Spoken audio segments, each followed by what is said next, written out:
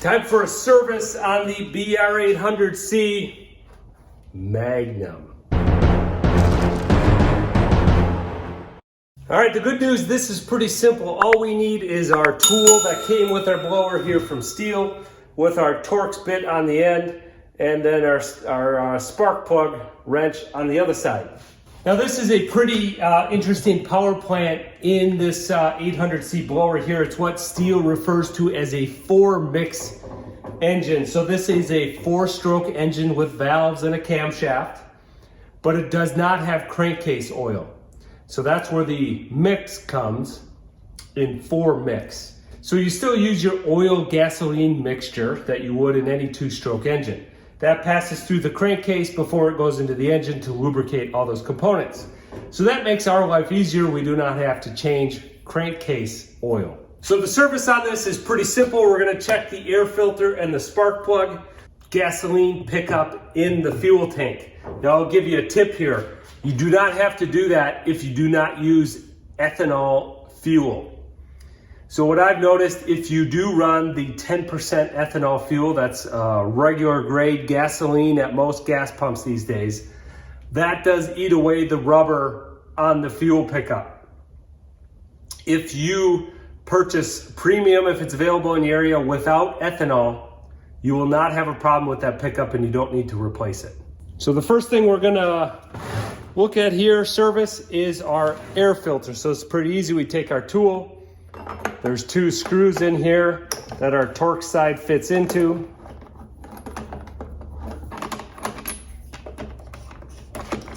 Remove those. Takes off our housing here and our air filter. So as you can see, this air filter is pretty well protected with the housing here. It actually pulls fresh air from below here.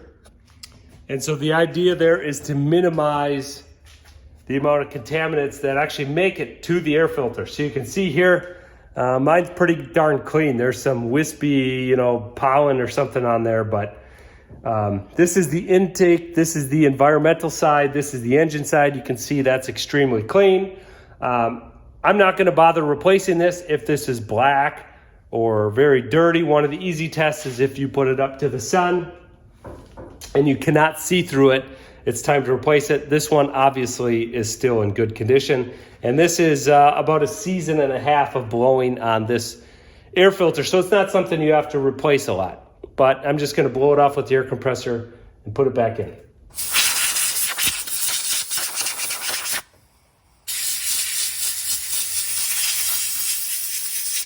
Look at how clean that is. Don't even need to blow that out. So to put it in, just pop it back in our housing there. Hold it in place. Screw it back together. Pretty slick. Next thing we're gonna look at is our spark plug, which hides under this. So again, we take our tool,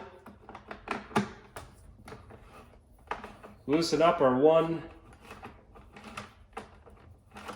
Torx screw here. Cover slides off, and we can see we've got the top of our engine. So this here is the valve cover, because it is a 4-stroke engine, and this is our spark plug cap. So first thing we have to do is remove our spark plug cap. You can use it's on there pretty tight. It's hard to get your fingers in there. So I just like to pry in it a little bit with the tool there. Don't go crazy on it. Then our spark plug's exposed. Put our wrench on there, loosen it up. Now, when we look at spark plugs, what are we looking at? We're looking at the color of it a little bit. A 2-stroke engine in general is going to be a bit oily looking. So what we're looking at with our spark plug is not necessarily color. Color gives us an indication of our air-fuel ratio.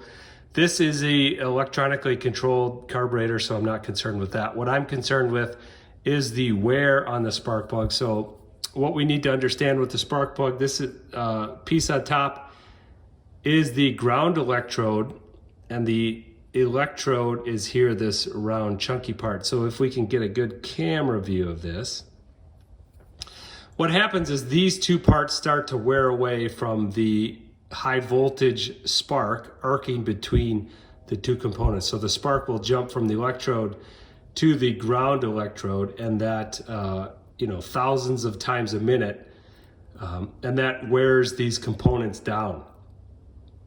The other thing that happens is obviously this is exposed to thousands of explosions a minute in the combustion process.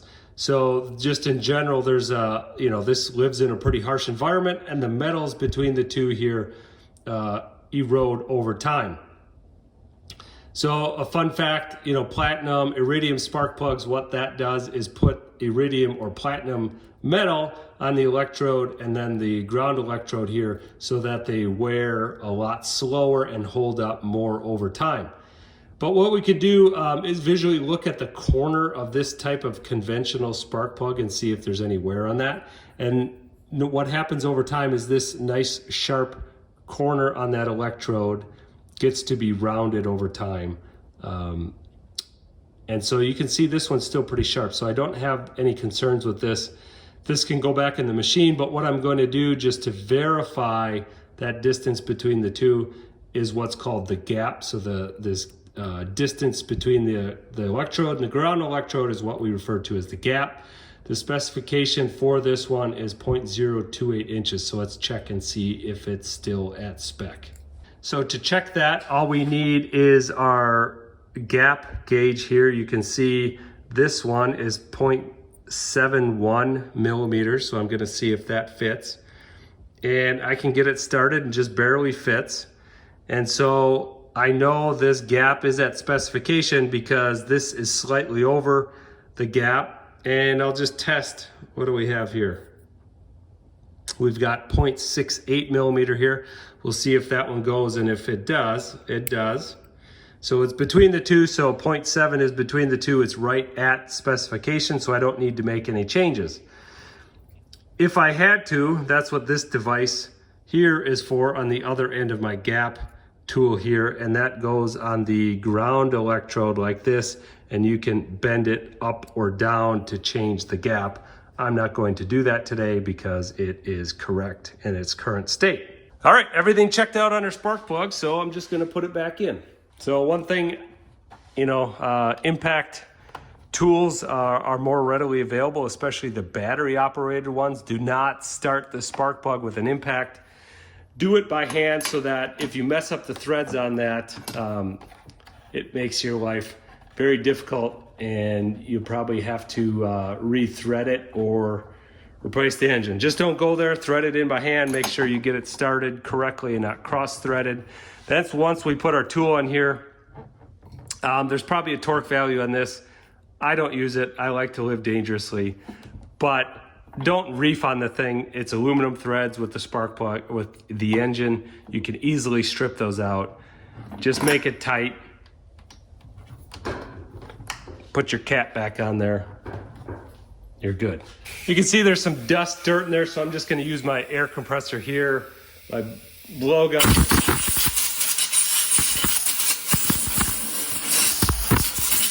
Clean things up a bit. So let's put our cap back on here.